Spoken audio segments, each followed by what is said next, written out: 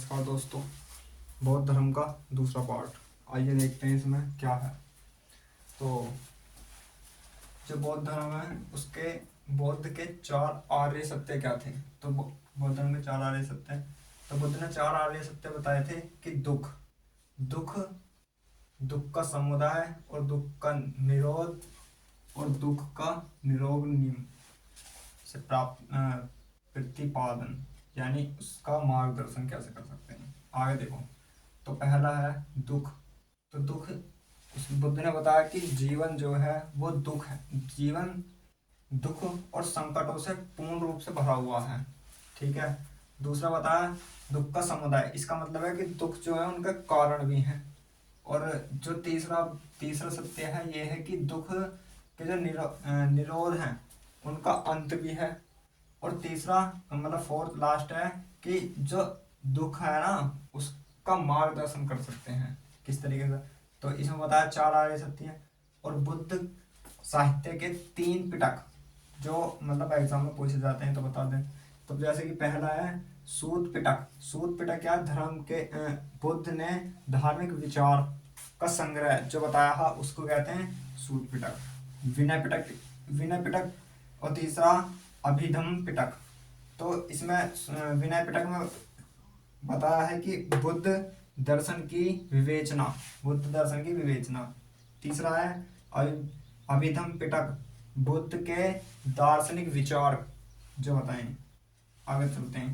तो जैसे कि कुछ नोट पॉइंट होते हैं, जैसे कि बुद्ध का जन्म और उनका ज्ञान प्राप्ति तथा उनका महापरिनिर्वाण यानी मृत्यु, वो तीनों की तीनों वैशाख पूर्णिमा के दिन ही हुई। और ये पॉइंट जैसे मतलब ये बहुत पूछा जाता है कि बुद्ध को ज्ञान कब प्राप्त हुआ। तो बुद्ध पूर्णिमा के दिन बुद्ध को मतलब जो ज्ञान प्राप्त हुआ यानी वैशाख की पूर्णिमा को। आ गया। और उनकी मृत्यु भी उसी दिन हुई और ज्ञान प्राप्ति भी उसी दिन हुई। तो एक नोट पॉइंट बन गया। दूसरा है बुद्ध के प्रिय शिष्य, जो बुद्ध के प्रिय शिष्य मतलब उनके बुद्ध के प्रिय शिष्य थे कुछ 4-5।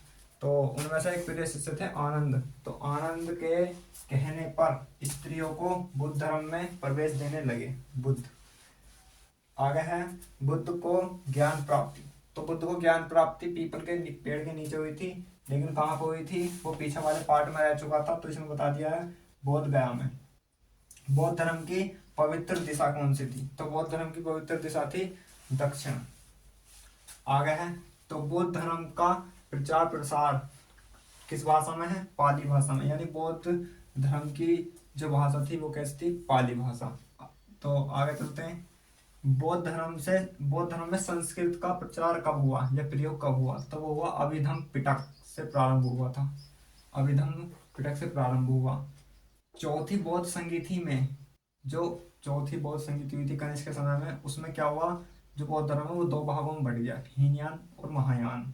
तो और हीनयान भी आगे चलकर दो भागों में बढ़ा, व्यवहासिक और सौत्रिक। और महायान भी आगे चलकर दो भागों में बढ़ा कालेंदर में, पहला माध्यमिक दूसरा योगचार। आगे चलो, आगे है कि जो निर्वाण बौद्ध धर्म का परम लक्ष्य है।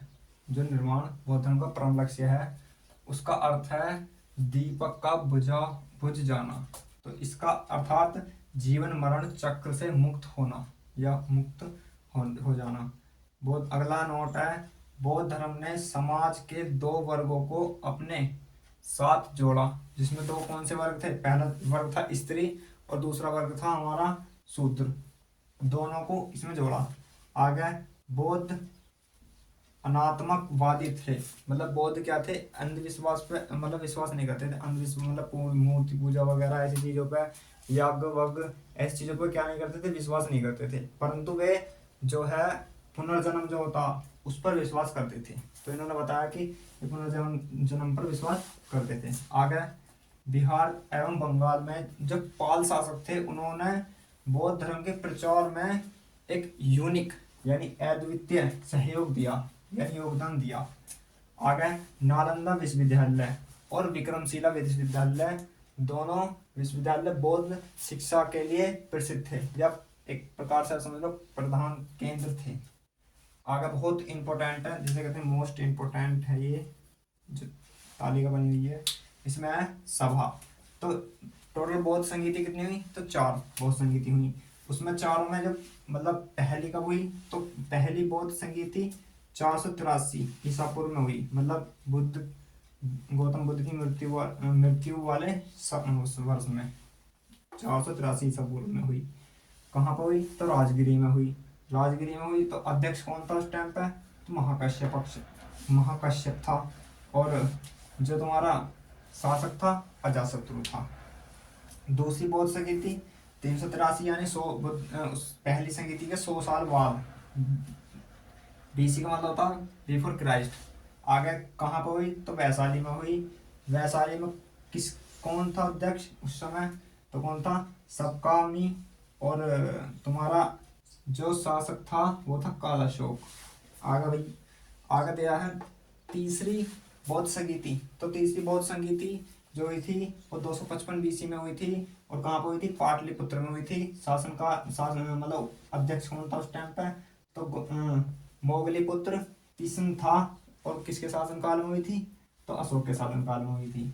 फोर्थ जो हुई थी वो ईसा की पहली शताब्दी में हुई थी। और कहाँ पर हुई थी, कुंडलवन, बहुत पूछा जाता है ये वाला। और कुंडलवन कहाँ पर है, जम्मू कश्मीर, मतलब कश्मीर में है, जम्मू कश्मीर भी कह सकते हैं। और अध्यक्ष कौन था, तो वसुमित्र था। और इसका उपाध्यक्ष भी पूछा जाता, तो इसका उपाध्यक्ष अशोक घोष था।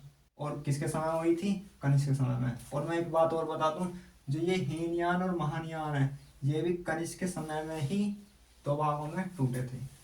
अगर मैं याद करने की ट्रिक बताऊं तो देखो, अजातशत्रु अजातशत्रु हो जाएगा, पहला हो जाएगा कालाशोक, कालाशोक से क्या रहेंगे, अशोक, अशोक के बाद कनिष्क, ठीक है।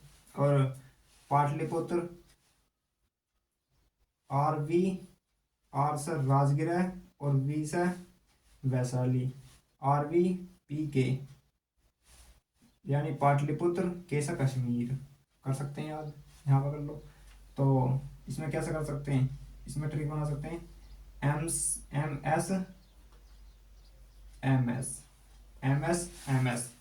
तो एम से महाकश्यप और एस से सबकामी और एम से मोगलीपुत्र और एस से वसुमित्र। तो कर सकते हैं। तो ये था मतलब बौद्ध धर्म में।